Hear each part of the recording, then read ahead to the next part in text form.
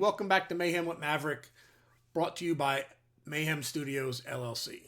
You all remember the rules. Don't get upset. It's not meant to upset you, so let's roll into it. Terry Garr passed away last week. I remember her from Young Frankenstein, Tootsie, and many other movies back in the 80s when I was little. She would be what I described as the classic girl next door look. Amazing actress. She'll be missed. Another person who passed away yesterday was Quincy Jones. Quincy Jones was an amazing music producer. He produced We Are the World in 1985. He produced this. That's right. If you were born in the 70s or 80s, you know this. Sanford & Son. He produced that. He did a lot of collaborations with Michael Jackson, including Bad, Beat It, Billie Jean. Many of Michael Jackson's albums were produced by Quincy Jones. He also did productions with Frank Sinatra, Will Smith, and so many other amazing artists out there. And Mr. Jones's talent is truly going to be missed. Oh, this is a great one. Rest in peace, Peanut the Squirrel and Fred the Raccoon. All right, folks, if you don't know what's going on, and honestly, I didn't really know what was going on until yesterday. So there was this squirrel named Peanut that is a rescue, and so is Fred the Raccoon. They were rescues. They're domesticated. They're living with a guy. I guess he's been doing some TikToks, and his videos went viral. Some people complained. So the state of New York went to this guy's house, looked at the area, confiscated, or should I say seized, the squirrel and said raccoon based off of complaints. Well, after seizing them, the New York state officials claimed that the squirrel bit one of them. So they euthanized the squirrel and the raccoon to check if they have rabies. First of all, if you don't realize it, if this is the first time you've been here and you haven't heard my resume, I was a dog handler in the military who was taught emergency medical treatment on animals. I also worked as a vet tech for over a year. I can tell you that, first of all, if you have a domesticated raccoon, since it's been a baby, it's not going to have rabies. And to this day, I have never heard of a squirrel having rabies and passing it on to a human being. Basically, what happened, folks, is New York State fucked up. Okay? They screwed up.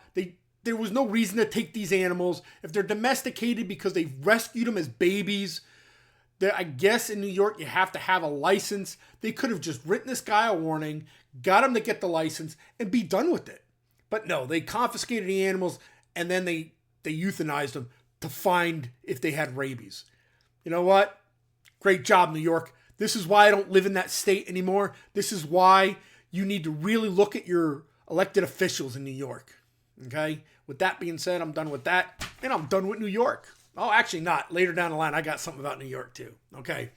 So in military news, John Kinsel Sr., the last of the Navajo code talkers from World War II. He died last week. He was 107 years old.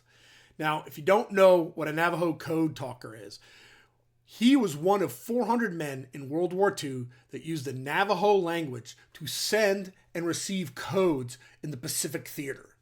These codes were never broken, okay? And these men did an amazing job and probably is one of the reasons why we did so well in the Pacific takeover as we moved to Japan. Now, John received the Congressional Silver Medal in 2001 for his time in the 9th Marine Regiment, 3rd Marine Division, while they invaded Guadalcanal, Tarawa, Peleliu, and Iwo Jima. Now, that's where he did it. But they did the whole Pacific invasion and takeovers. My great uncle, he served in the invasion during Okinawa, and he was a Marine as well. So, John, thank you for your service, and Semper Fi, sir. All right, let's get into some politics. So, Trump had a rally at Madison Square Garden, right? And every single media outlet except Fox and almost every Democrat screamed and yelled, "Oh, it's the Nazis again. It's the Nazis." You know, and they wanted to talk about how the American-German Bund rally in 1939 at Madison Square Garden, which was a pro-Nazi, pro-Hitler rally, was the same and exact as Trump's rally at Madison Square Garden. Let's get some facts straight. First of all, there have been 4, count them, 4 Madison Square Gardens. The current one was built in 1968. Okay, that's the one that Trump held his rally in. The 1939 American German Bund rally was not held in that building. So they're right and they're wrong. They're right that it was held in Madison Square Garden, but two total different buildings in many different decades, okay? This is where the Democrats get you. They play word games and they manipulate you, okay? Now, if you want to go further, which I dug, let's talk about rallies at Madison Square Garden. You want to compare 1939 and the Nazi pros to Trump? Well, let's see. Let's dig a little deeper, folks. 1936, FDR's last campaign speech was held at Madison Square Garden. That was a campaign speech. Trump was a campaign rally. Let's continue digging. 1962, JFK's birthday celebration, where the famous Happy Birthday, Mr. President, sung by Marilyn Monroe, was held at Madison Square Garden. 1976, 1980, and 1992, the Democratic National Convention was held at Madison Square Garden. And 2004, the Republican National Convention was held at Madison Square Garden. So, folks, let's not play this game of the Nazis were there and Trump was there, therefore Trump's a Nazi. Because if that equates properly, then FDR was a Nazi, JFK was a Nazi, and guess what? The DNC and the RNC are Nazis. So everybody's Nazis in America if you follow VP Harris and her crew complaining about Trump at Madison Square Garden. Grow up, learn to speak English properly, and do your research yourselves, okay? It's not hard. I found it very quickly. And Fox talked about these. No other outlet talked about these. Especially the FDR one, because FDR was, the greatest Democrat to some people. But he had his campaign there. So, again, it's the same concept, folks, as how the media manipulated Trump's words about Liz Cheney. First of all, let's remember, Liz Cheney ain't the greatest person in the world, okay? She outed and turned her back on her sister who was gay just to get elected. So she's not a good human being. And honestly, if you support her as a Democrat, I thought you supported the LGBTQ people, right? Well, if you do, then you should not like Liz Cheney because she turned her back on her gay sister, okay? But you twisted the words, again, on what Trump said. Trump didn't say, let's put her on a firing line and shoot her. That's not what he said. What he said was, let Liz Cheney get a gun, take a post, and have guns look focused on her and shoot at her. Okay, if you don't understand how the military works, taking a post, that means standing a watch. It means standing with a gun and standing somewhere in a hostile area. That's what he's saying. Because what he was trying to say is all these politicians that sit in Congress and in Senate send all our men and women over to fight wars and don't have any consequences for it. Now, if you look, and I've said this to lots of people, if you look at the makeup of Congress and Senate back in the 50s and 60s, there was a majority of veterans in the Congress. If you look at Congress now, there are not a lot of veterans. Veterans will understand what's going on when they send men and women into war. Liz Cheney don't. That's what he was trying to say. She sits in an office. Maybe she should take a post, take a gun, and feel what it feels like to have people shooting at you. That's what he meant. Not a firing squad to kill her. Okay? Again, twisting those words to gain hate and discontent for the man. I'm done with that. All right. But we're going to continue on VP Harris. Everybody's, she's got a first-time home buyers program that she keeps harping on, right? I'm going to give $25,000 to first-time home buyers. Folks, it's not 100% true. She hasn't told you the truth about that. And I'll put the link right here somewhere. I'll put the link from the New York Post. The New York Post said it's a limited to first-generation buyers. Limited to first-generation buyers. That means me, I own my home. That means my son cannot get this $25,000. anyone whose parents or siblings owned homes cannot qualify for this. This was specifically designed to create generational wealth within the minority community, quoted in the New York Post. Now, some people are trying to say that this is a way of encouraging illegal immigration and bringing them in and getting them homes. I'm not going to claim that. What I am going to claim is the fact that not everybody qualifies. It's only people who have never owned homes before and their families have never owned homes. So it's not for everyone. Dig it. Dig it up. Find it. You'll find out I'm right. All right. Let's talk about these two guys. I'm going to call it the tale of two sharks. And why? Because Mark Cuban has left Shark Tank. And it was rumored due to the conflict with Kevin O'Leary, a.k.a. Mr. Wonderful, right? Now, I've watched Shark Tank for years. For years, I honestly thought Mr. Wonderful was an asshole. But then I started listening to him and watching him more, and it makes sense what he is. And Mark Cuban, at times, very intelligent and very compassionate. But this issue, at least the rumor is that it's over politics. So Mark Cuban left Shark Tank. But why? Well, I'll tell you why. Here's part of the reason. Mark Cuban has become the Democratic talking piece. He's been on the news constantly attacking Trump, attacking Trump's economic plan. He's even attacked women. The women that support and work for Trump, he says, are weak because Trump doesn't like strong women, which is crazy because if I remember correctly, a lot of Trump's cabinet were women, very strong women. A lot of his businesses, when I grew up in New York, were headed by women. So it's just, again, Democrats throwing stuff at the wall so that some will stick and hopefully you'll believe them.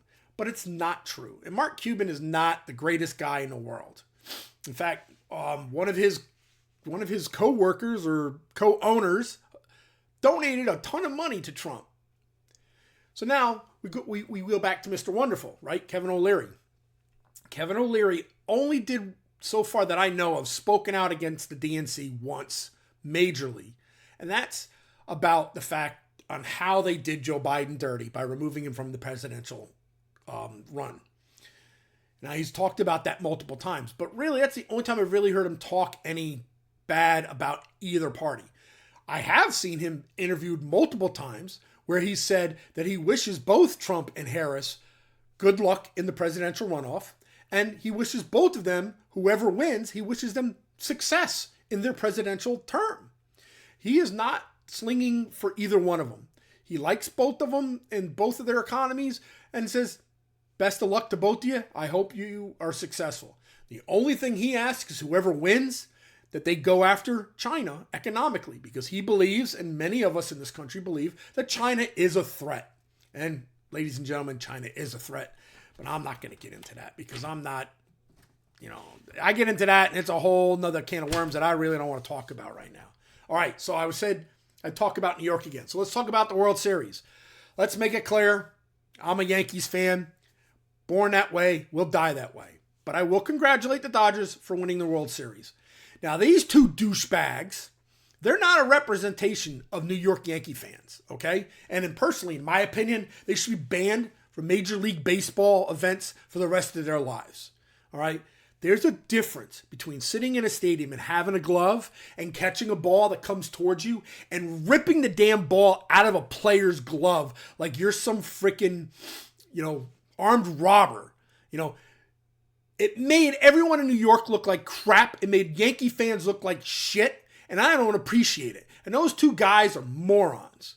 But don't get me wrong. Hey, the Dodgers fans rioted and looted. Go figure. Go Cali, right? But again, those guys aren't a representation. All right. Last week, the Bucks, they lost to the Atlanta Falcons, aka the Dirty Birds, right? It was hard for Baker Mayfield to play and his team to play well against their opponent and the refs. And why do I say that? Because there were some shitty calls, but there were some major missed calls.